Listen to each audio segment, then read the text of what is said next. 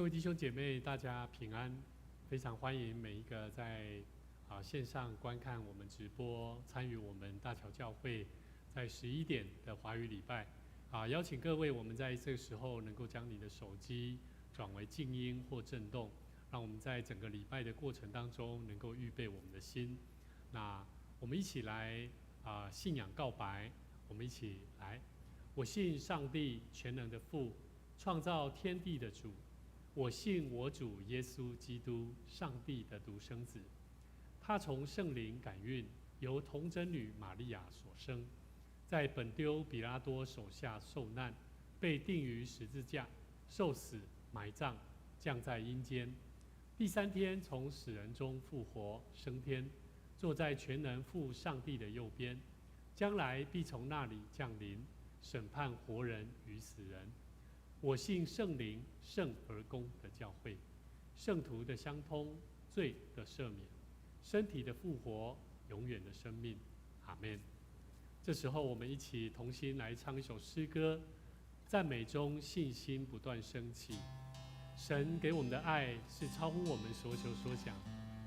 当我们愿意在赞美当中来赞美我们的神，神要让我们透过信心的培养，让我们的生命能够更多的能力来荣耀神。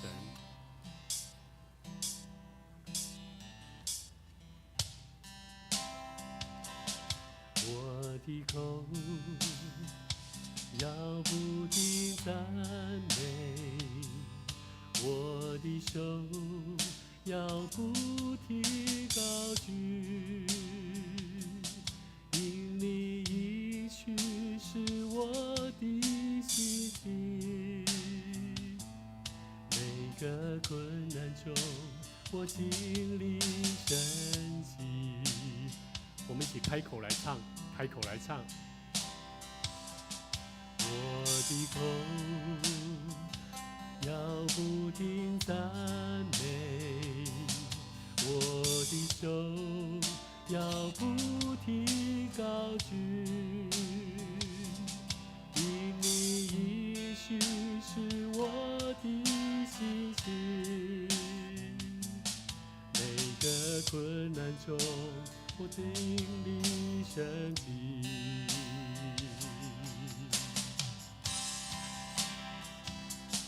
赞美中，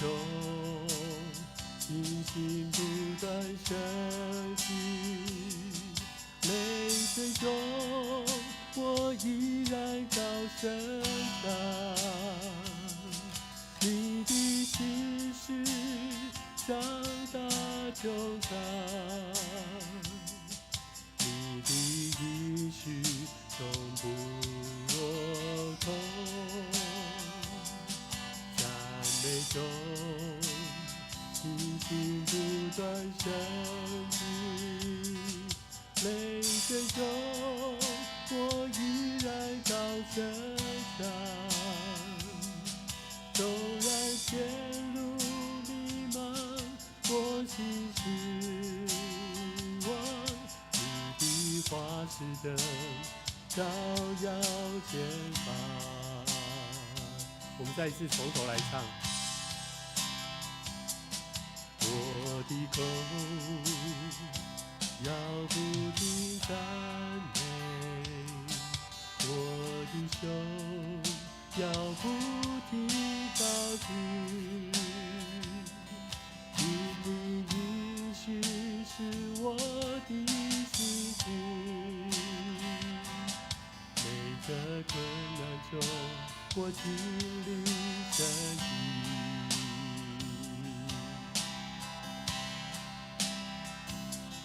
赞美中，信心诞生起，泪水中，我依然高声唱。你的心事长大就长，你的应许从不落空。赞美中，信心不断升起，泪水中，我依然高声唱。纵然前路迷茫，我心是望你的花枝灯照耀前方。赞美中信心不断升起，赞美中信心不断升起，泪水中我依然高声唱。你的心事长大穹苍，你的意志从不落空。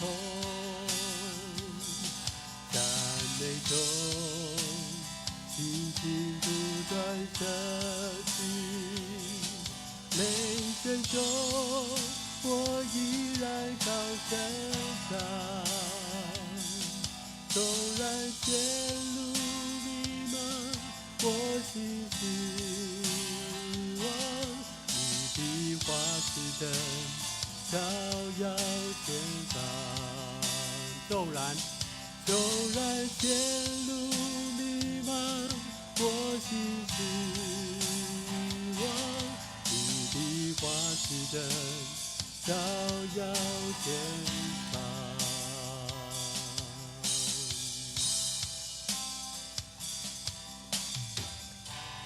你心是何广大，你心是何广大，每早晨思想，心丰盛恩惠。我一切需要你丰丰富预备，你心是何广大，现在我身。阿门，阿门，阿门，阿门。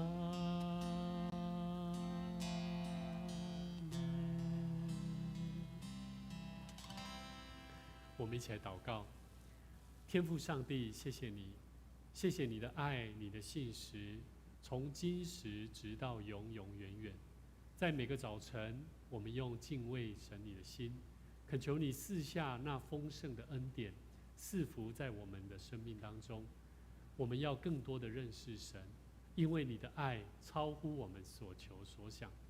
在你的手上有丰富为我们预备信实的产业，求神来赐福我们，让我们每一次聚集在神你的面前，我们就预备我们的心，让我们的生命能够成为神所喜悦蒙福的生命。献上祷告，奉主耶稣基督圣名来求，阿们。各位弟兄姐妹，大家平安。这时候我们一起同心来做奉献。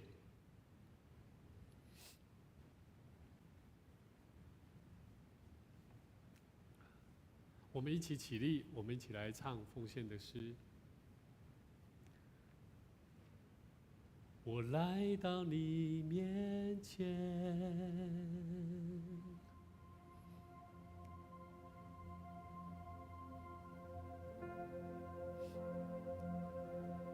我们一起在神的面前一起来唱。我来到你面前，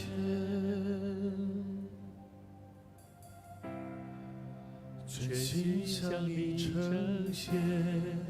耶稣，你是如此爱我，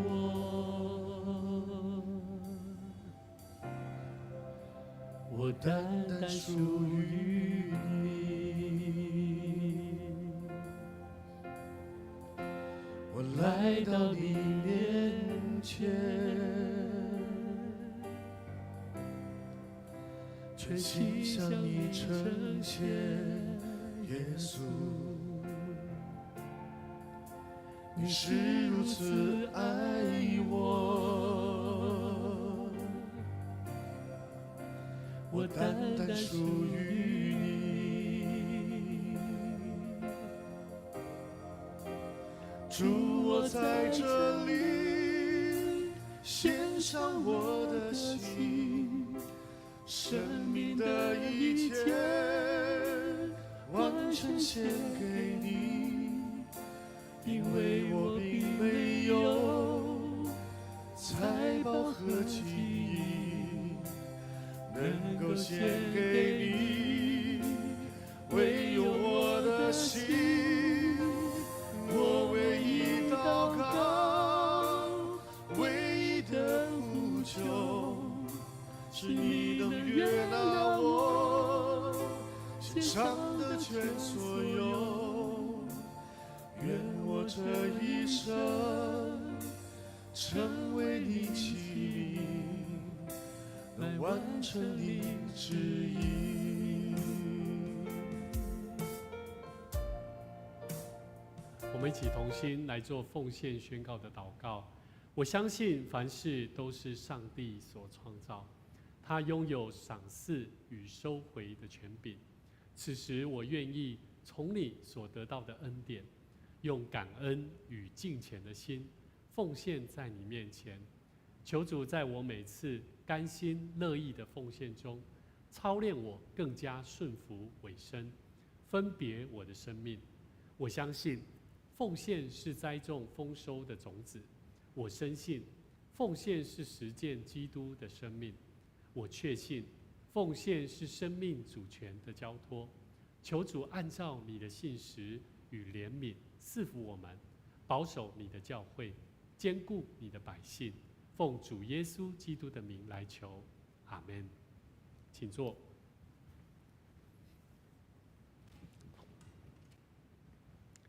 这时候牧师来做消息的报告。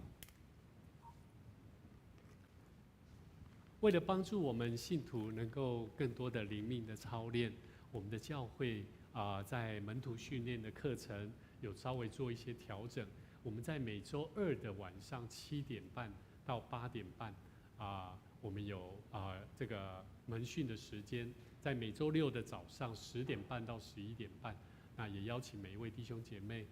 如果你有愿意一起来做生命的门徒的训练的工作，那我相信这是一个非常大的祝福，也欢迎各位一起来参加。在2026年的第1季的服事表已经完成，那也想请每一位弟兄姐妹有侍奉的同工，请在1楼的地方招待桌来索取。我们在2月8号，我们新春年的前一周我们会召开2025年的定期会员合会。那也请各组的小组长、各位同工、弟兄姐妹朋友，我们一起能够关心这件事情，一起来代祷。在新的一年，我们能够有新的展望，能够有新的出发。在神的福音事工上面，我们能够一起来关心大桥教会的福音事工。那我们在接下来的这个礼拜4，那我们得到这个学院传道会的普传道，要带领10位的韩国的大学生一起来到南台科技大学来做布道的工作。那我们在下个礼拜4，他们会来到大桥教会来使用大桥教会，期待能够在校园的工作能够跟教会能够有很好的连结，也期待我们大桥教会能够在大专工作的学生工作上面能够有新的突破。那今天牧师要跟大家一起来分享一个主题，也叫做信心的冒险。在我们的生命当中，我想要问各位，在新的一年，相信你有一种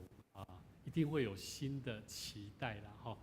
那你一定会有想说，我要怎么样预备我自己？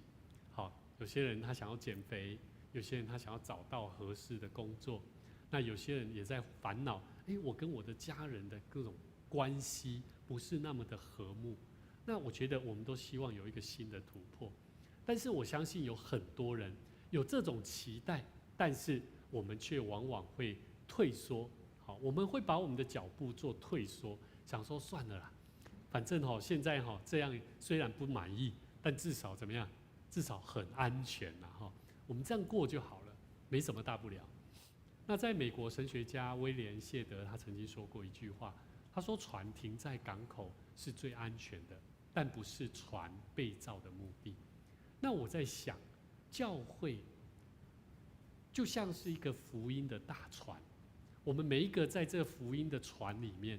我们不单单是领受神的恩典，我相信这个福音的船只也是要开往那一些需要得救的人，甚至享受神恩典的地方。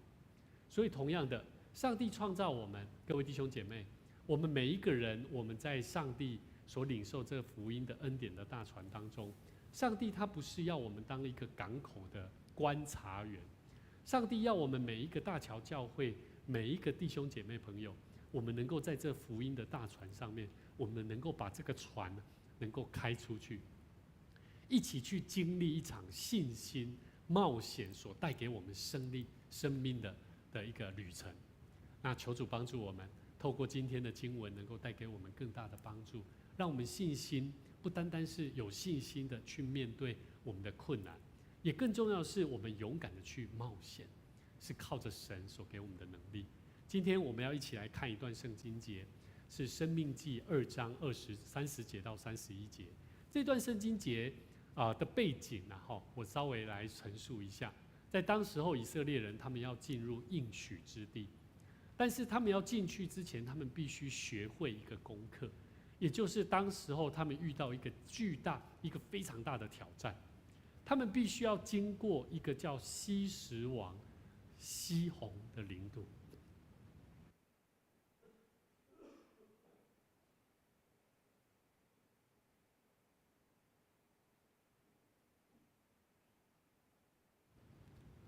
而以色列人他们要经过这个西宏王，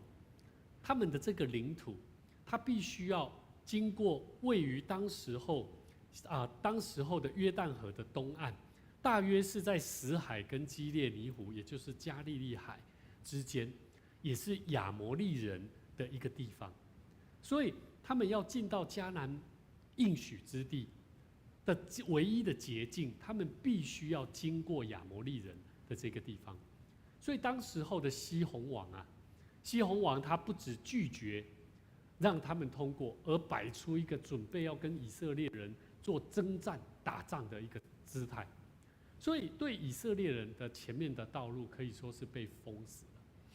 可是在我们今天所看的圣经节里面，耶和华他对我们说，他对当时候的以色列人说，他说看从此起手，我要将西宏和他的地交给你，你要得他的地为业。哇，这是一个非常美好的应许，因为在上帝的语气当中，我们可以看出上帝说，我已经将西宏我将西宏和他的地交给你。意思是说战争还没有打，但是上帝在他的时空，在上帝的角度里面，西宏王他已经输了，他还没有打他就已经输了，而且地名已经写好了。所以我觉得哇，这种应许我不晓得你想不想得到。你还没有得到这份土地，但是就已经有人告诉你说，你已经要拥有这片土地，你想不想？不想，太不可思议了，怎么有这种事情发生，对不对？可是我要告诉你，在圣经里面，上帝是明明确确的、非常清楚的告诉以色列百姓，他说：从此起手，从此开始，我要将西宏和他的地交给你。他上帝表明了，上帝的权柄大过于世上的王的权柄。所以各位弟兄姐妹，不要觉得不可能。我们所要做的冒险不是一种赌博，而是一种收割的动作。很多时候，信心最迷人的地方，就是上帝说成了，但是你愿不愿意去领受这个上帝说成了，你可以得着的这份应许祝福？所以各位弟兄姐妹，我相信有很多人很难理解，上帝说可以，真的可以吗？我们也心中有很多的疑问。所以上帝给这份土地是一份恩典，给以色列百姓，上帝他不会帮他们开路，他是要告诉他们：你们是否愿意站在神所为我们预备的那个应许之地，勇敢的踏出去？所以，各位弟兄姐妹，如果我们站在上帝为我们预备的应许之地，有人看见，但是你就是看不到。所以有些人他就勇敢的踏进去，勇敢的为主而活，而他所得到的是那丰富的产业。所以各位弟兄姐妹，31节里面讲到信心，就是上帝已经把那个好像是奖杯，已经写上了你的名字，但是你需要做的冒险，就是你要把这一场比赛，这个赛场上，你必须要去把它跑完。如果你不愿意去跑完，那你就没有办法得着。昨天我在跟一位弟兄，教会一位年轻弟兄，当他要得到这一份礼物，这份礼物是已经透过一位弟兄要给他的一个礼物。但是如果这一位年轻的弟兄，他没有用礼貌性的态度去跟他拿到这个礼物，他拿得到吗？不会。这个礼物已经在那边，但是如果我们没有用一个有礼貌的态度，我们只不过去，听说你要把东西给我，东西在哪？这种态度，你觉得人会给这个礼物会给你吗？不会。所以上帝他要给我们的礼物已经存在，是真实的，但是在于我们愿不愿意来到神的面前说：主啊，我愿意。我愿意得着你所要给予我的这份产业。所以各位弟兄姐妹，2026年台南中会黄金10年，期待台南中会的各教会能够一起来操练属灵的生命的8项的策略方法。那期待我们能够在上帝对我们说：看啊，我已经把那个丰富的1年产业要赐给你，但是你必须要开始去得着。如果你不动手读圣经，那本圣经就只不过就像是在书架上的一个什么装饰品一样。如果你不动手去奉献、去行动、去祝福，那我相信那份祝福只不过就像在天堂里面的一个传说一样。如果你不主动去传福音、去关心人，使人的生命得救，那么复兴的教会就只是一个梦想。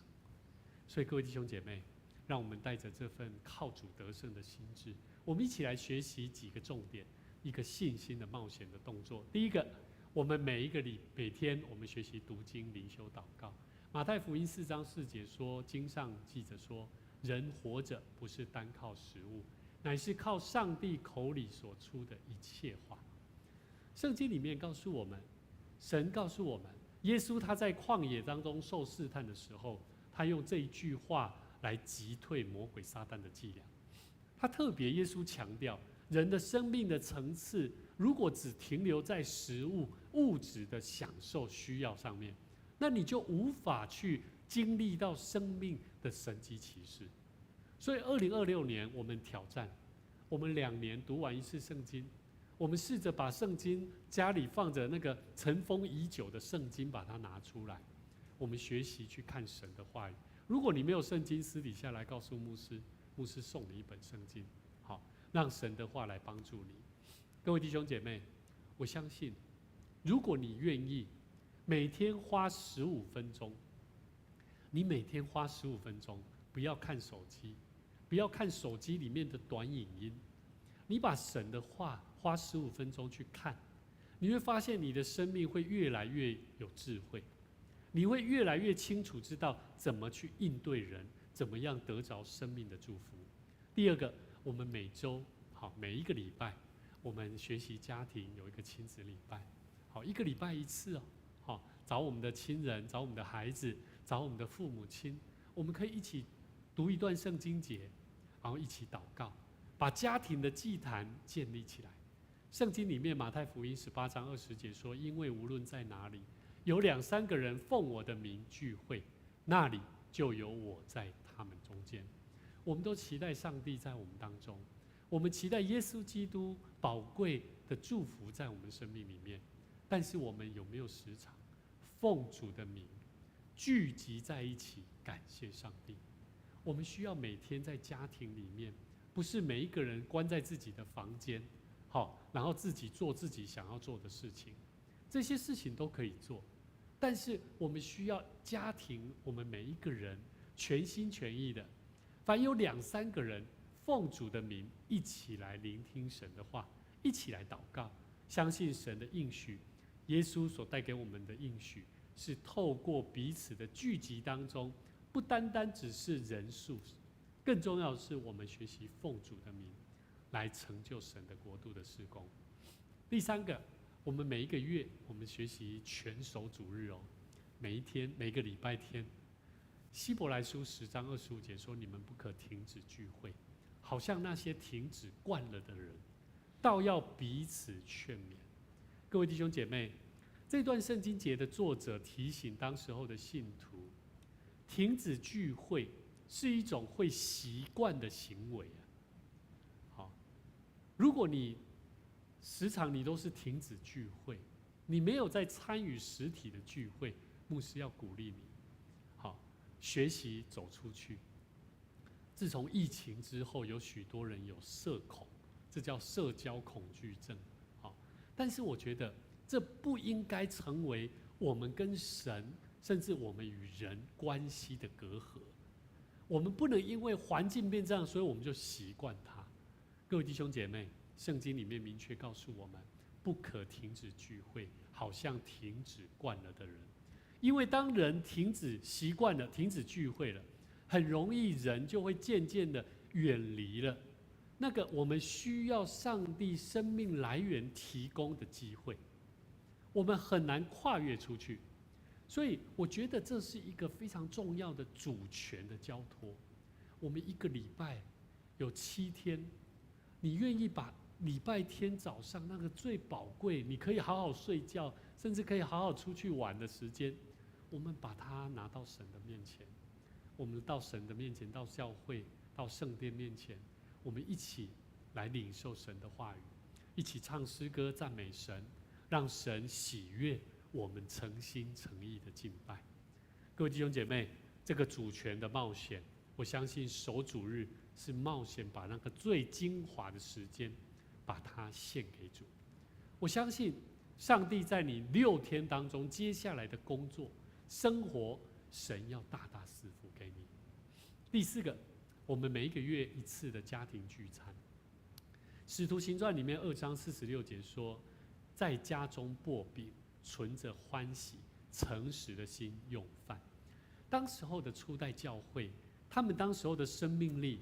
不单单是在教会里面哇赞美上帝，在圣殿里面敬畏神，更重要的是他们在家庭家中里面，他们彼此用餐是诚实的，而且是代表的是一种卸下彼此之间的那一种伪装。我觉得在家中大家彼此可以坐下来一起吃饭，那是非常美好的一件事情。所以牧师鼓励各位，在家庭里面，你学习把手机放下，跟你的家人一起吃饭，一起聊天，甚至一起分享你今天你去学习了什么，你去到教会，你遇到了哪些人，把你所认识到的好的故事跟福音分享给你的家人。第五个，我们每一个月要尊荣父母。我们一定会觉得，这个父母亲养我就是要给我钱呐，好，我们没有能力，我们就需要父母亲，没有错。但是为何我们没有孝敬父母呢？圣经里面以弗所书6章2到3节说，要孝敬父母，使你得福，在世长寿，这是第1条带应许的诫命。保罗他特别强调，孝敬不只是一个伦理，更是一个带有应许的。所以当我们在属灵生命里面，我们应当要了解，当我们尊荣父母、尊荣长辈，上帝也要将福气浇灌在我们生命当中。你愿意相信吗？你要不要相信，当你孝敬你的父母亲的时候，上帝要祝福你的生命？所以我觉得这是一个非常重要的和好的冒险。我相信有很多人他在家里面他不敢面对他的父母亲，他不了解要怎么样跟他的父母亲，甚至跟你的孩子互相彼此建立关系。所以各位弟兄姐妹，当我们跟家人不晓得怎么互动的时候，我们就很难建立家庭所谓的孝敬彼此的关系。所以各位弟兄姐妹，这是一个和好的冒险。不管你的父母亲，不管你的儿女完不完美，当你选择每一个月一次的行动，你跟你的妈妈、跟你的爸爸，像牧师我每天我一有空，我一定会抽空，因为我家住离教会很近，我每天一定会花，如果没有教会没有很忙的事情，我一定会在下午的时候，大概5、6点的时候，回到家里面帮我的父亲做按摩。在我很累的时候，我也会教导我的孩子，告诉他，你们要帮爸爸做个按摩的动作。我希望让我的孩子能够学习到，从小就学习如何来孝敬父母亲，使他的生命能够得着长寿，得着福分。所以各位弟兄姐妹，这是带有应许的，所以我们一定要去努力的去实践它。在你的家庭里面，你一定要好好善待你的父母，善待你的长辈。第6个，我们推动每一个人学习推动这个11奉献、约定的奉献，或者是定额的奉献。那圣经里面哥林多后书9章7节说，个人要随本心所酌定的，不要作难，不要勉强，因为捐得乐意的人是上帝所喜爱的。各位弟兄姐妹，保罗他告诉我们，奉献的关键是在于甘心乐意的，它不是一个缴税的，它是一种回应上帝的爱。所以你甘心乐意，是因为你知道上帝在你生命里面行了许多奇妙的恩典跟祝福。所以你捐奉献的时候，你的心里面你会知道，这是上帝给我的祝福，我也愿意奉献给他。所以各位弟兄姐妹，在上帝的手中掌有90%，绝对会比你手中握有100%更大的扩张的能力。你今天你想说，我身边只剩下这50块，可是如果你愿意把当奉献的定额奉献给神的时候，你是付上了代价的，你不是随便奉献的，你是甘心乐意的，因为你知道，当你奉献出去的时候，神也要透过你所奉献的心，他要大大的祝福你。所以你愿不愿意相信上帝要给予？那你相对的，你就必须要做出这个行动。好，第7个，我们每月学习1次的布道，我们对焦在使命上。我觉得神给我们一个很重要的神命的使命，叫做传福音，为主做见证。使徒行传第1章第8节说：“但圣灵降临在你们身上，你们就必得着能力，直到地极做我的见证。”在我们生命里面，我们需要得着很多能力。不管是工作、生活、家庭，我们都需要得着能力，但是我们何尝没有好好的来到神的面前？我们应当要求圣灵来充满我们的心，让我们的生命能够真正的为主做见证，而不是单纯的为了高举我们自己的能力。所以我们必须要对焦，把我们的生命对焦在神给我们的使命，生命的使命是要做美好的见证，是要去传福音，使万民做神的门徒。所以各位弟兄姐妹，我们的领受的恩典不单单是我们自己领受到，我们身边有许多朋友，我们的家人，他们也需要得着。所以求主帮助我们，祝福我们的生命。我们大桥教会的门训班，或者是有特殊的节期，我们会邀请每一位弟兄姐妹能够跟我们的左邻右舍的弟兄姐妹朋友做一些敦亲睦邻的一个行动。在我们的门徒训练，每一个礼拜6我们都会1个月，然后1个月牧师会带领着我们的同工训练的门徒同工，我们一起去发单张。